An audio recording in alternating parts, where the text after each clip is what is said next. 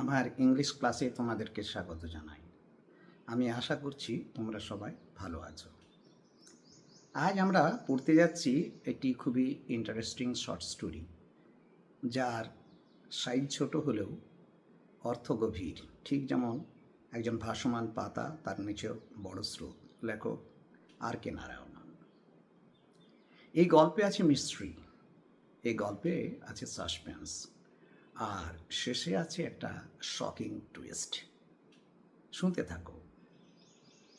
তো ভিডিও শুরু করার আগে তোমাদেরকে আমি একটা প্রশ্ন করি। তোমরা কি কখনো জ্যোতিষীর কাছে গেছো? তোমরা কি জানার চেষ্টা করেছো কিভাবে তারা আমাদের ভবিষ্যৎ বলে? ভেবে তো দেখো। চাইলে তোমরা কমেন্ট সেকশনে লিখতেও পারো। আজকের গল্পটা ঠিক এই বিষয়টাকে নিয়েই। এই গল্পটির লেখক হলেন R K. Narayanan. He was one of the most famous Indian English writers. এবং তার লেখার বিশেষত্ব কি না, তিনি সিম্পল ল্যাঙ্গুয়েজে লেখেন, তিনি অর্ডিনারি পিপলদের নিয়ে লেখেন, এবং তিনি রিয়েল লাইফ সিচুয়েশনস নিয়ে লেখেন। তার বেশিরভাগ গল্পেই সেটিং হচ্ছে একটি কাল্পনিক শহর, যার নাম Malgudi. So keep in mind, Malgudi is the town. Malgudi শহরের গল্প।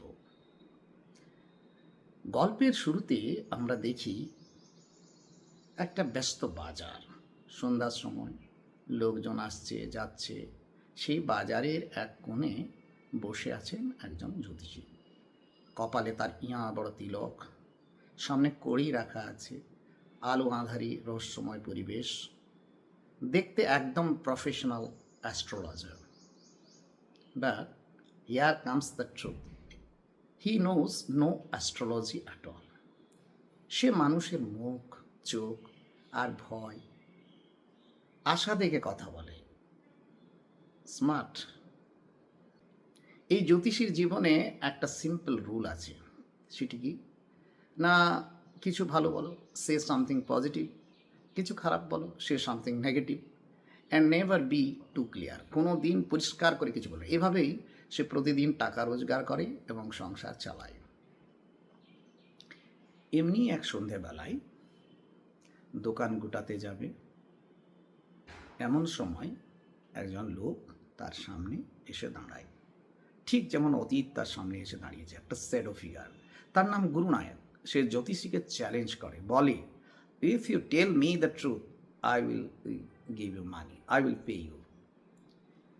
অ্যাস্ট্রোলজার এই চ্যালেঞ্জ দেখে একটু ফেকাস হয়ে যায়। কেন? তিনি দেশলাইয়ের আলো জ্বালান এবং আলো জ্বালাতেই দেখতে পারেন, because this man is not the normal customer. তিনি একজন একটা অসাধারণ এক্সট্রাঅর্ডিনারি পার্সন। দেশলাইয়ের আলোতে জ্যোতিষী হঠাৎ বুঝে যায় গুরুনায়ক তার অতীতের সঙ্গে জড়িত। বহু বছর আগে এক ভয়ঙ্কর ঘটনা ঘটেছিল তার সঙ্গে। সে ভেবেছিল লোকটা মারা গেছে, but fate had other plans.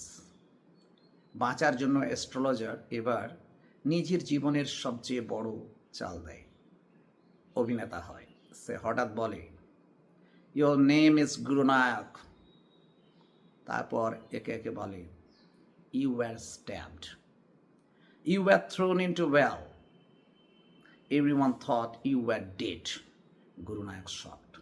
তোমাকে কুয়োতে ফেলে দেওয়া হয়েছিল, তোমাকে ছুরি মারা হয়েছিল, সবাই ভেবেছিল তুমি মারা গেছো। গুরুনায়ক ভাবে, this man is true astrologer. সত্যি তো, এত কিছু জানে। এখন আসছে গল্পের সবচাইতে সেই শকিং পার্ট। সেই অ্যাস্ট্রোলজারই ছিল গুরুনায়কের আক্রমণকারী লোক। ভয়ে সে গ্রাম ছেড়ে পালিয়েছিল। আয়রনি তো দেখো। আয়রনি মানে opposite of what we expected. Victim and criminal face to face, they do not recognise each other.